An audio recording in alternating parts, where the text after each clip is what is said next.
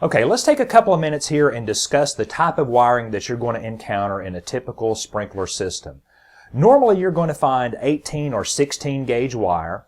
You may see some that are smaller or larger. I have seen some 20 gauge wires out in the field, and if you know that as the gauge goes up, the wiring size goes down. So a 20 gauge wire is smaller than an 18 gauge wire, and I would use 18 gauge as the smallest in any system that I would install.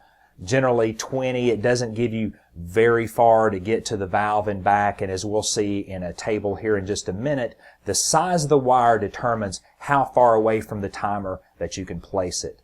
Now, for most valves that we're going to deal with, they're going to have two wires coming into it. It's going to need a hot wire and a common.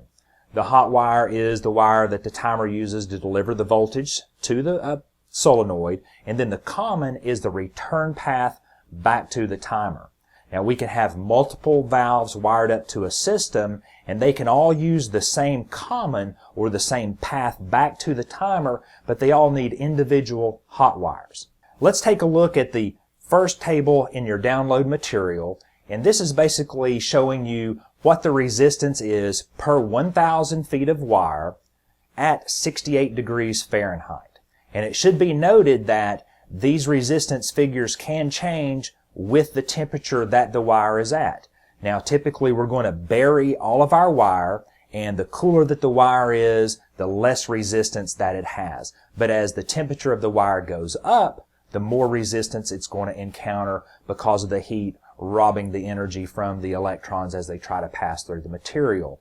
So that's one of the reasons that we always try to bury our wires instead of leaving them on top of the ground. See, here in South Carolina, we can get during the summer temperatures that range up to 105 degrees Fahrenheit, and on average it's at least 85 or 90 degrees through the majority of the summer months. So if we only lay our wire on top of the ground, not only are you going to have a tripping or a safety hazard or a situation to where maybe animals will come in and chew on the wire jacketing and can cause you some problems, but it also causes a higher resistance in the circuit. Now let's take a look at the second table in your download material, and this gives you the distance one way that you can place a valve away from the timer. Now if we're using both 18 gauge wires for the hot wire and the common, that means we end up at about 850 feet one way. That means that this particular valve can be placed up to 850 feet away from the timer. So it gives us, the one-way distance from the timer, even though that we have a complete circuit that the electricity has to flow. This is just a good chart to keep on hand if you're working on a big property and you really have to place the valves a long way away from the timer. This shows you that the further away that you get, the more prudent it is to run a larger gauge of wire to make sure that you don't have excessive resistance or that the wire can carry all the current that's required of it. Now generally we're talking here about a AC solenoid and an AC setup, but also there can be timers and valves that run off of direct current. This is a timer. We're going to discuss this a little more in depth further on in this course, but this is a battery operated DC timer, and if we notice here, the two leads that are coming off of it are different colors. We've got a red and a black. That means that these are specific polarities, and we need to hook up our leads to a DC latching solenoid for this setup. And what that means is that this battery operated timer sends one signal that latches the solenoid open, and then it runs, and then when the timer is set to close it, it sends another signal out to the latching solenoid, which latches it back closed again.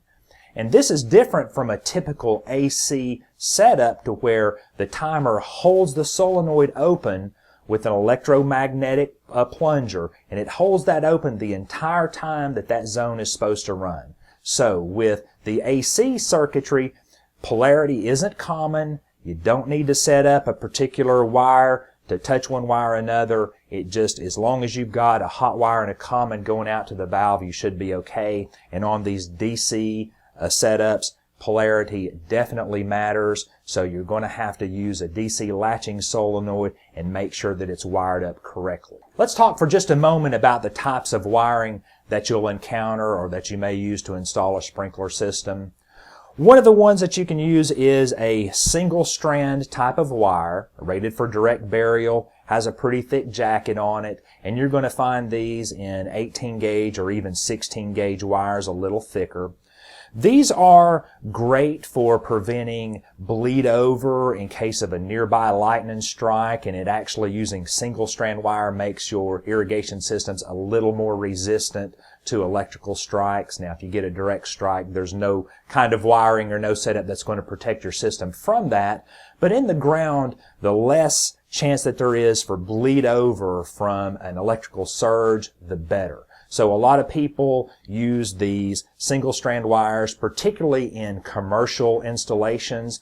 But let me just, give you a tip. If you're one of these guys that's installing large systems, please get different colored wires so that as you run them out in the field, if you're trying to troubleshoot a break or a problem in the wiring and you dig up the wiring out in the field and you've got 15 or 20 single strand wires that are all the same color, you got yourself a problem. Now, there is, tools that we can use to help identify, which wire that we're dealing with. We can send a pulse down the particular wire that we're looking for and then use, another instrument to determine which wire has the signal coming through it.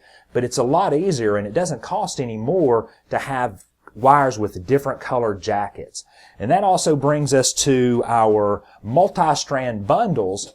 And these are generally what you're going to find out there, usually 18 gauge wire. And what happens is in a jacket here, a plastic jacket, you're going to have multiple colored wires. You're going to have a white wire. And in the U.S., we use white as our common. A ground is something different. Now, a lot of people get confused as to what a common is versus what a ground is. A common is just a return path back to the source, whereas a ground, in the U.S. we use green wires for our ground. That indicates a low resistance path back to the actual ground. And that's more of a safety feature, that prevents you as a technician or a human. If you become part of that electrical circuit, you can form a low resistance path back to the ground, encouraging electricity to flow through your body. And that's how we get shocks. But if we have a grounding wire that runs from whatever electrical component that we're working with back to the ground, it's usually a one-way low resistance path that is a safety precaution. So typically, an irrigation system, we can use green as one of the colored hot wires to one of our valves. Let's just try to remember to use the white as the common so that whenever you walk up on a system, if you see white, you're hopefully going to know that that's the common, but I would always check at the timer and make sure that the white wire is plugged into the common terminal there. Now, there can be multiple commons. It depends on the size of the system or the directions that the wires have to go in, but sometimes you might see more than one common. One common can do an entire system, but if you have a group of valves to the left side of the property and another group of valves over on the right side of the property, you may have two separate wire bundles that are heading out into each direction, and there may be two commons that are wired into the terminal, and that's completely acceptable. You can have more than two, it just depends on what you actually need. But all of the different colored wires, we use these as our hot wires, and they're colored so that once we get out in the field and we're messing around in a valve box, hopefully we know what we're dealing with. So if you're a technician that's out making repairs and somebody's cut through the entire bundle, when you repair all these wires and re-splice them, make sure you match the colors back up where they belong, because it can really cause you problems in troubleshooting if the wires change color out in the field. And I can't tell you the number of times that I've found that. It really becomes a problem. So if you have the choice and it's all the same to you, just wire the colors back up the way they're supposed to be. And that gives you that advantage that if you're, 300 or 400 feet away in a valve box trying to figure out which wires that you need to check, if they're color-coded, it makes it easy to deal with.